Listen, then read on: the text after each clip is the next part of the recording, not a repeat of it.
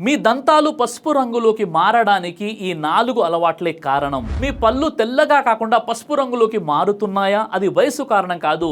ఈ 4 చెడు అలవాట్ల వల్లే మీ పళ్ళు మసకబారుతున్నాయి. ఒకటి, టీ మరియు కాఫీ అధికంగా తాగడం.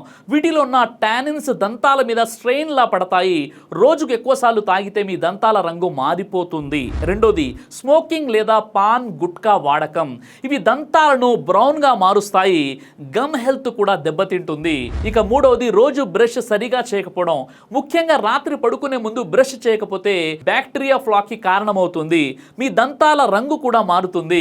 నాలుగోది, కార్బోనేటెడ్ డ్రింక్స్ మరియు చక్కెర ఫుడ్స్. ఇవి ఎనామెల్ ను బలహీనపరుస్తాయి.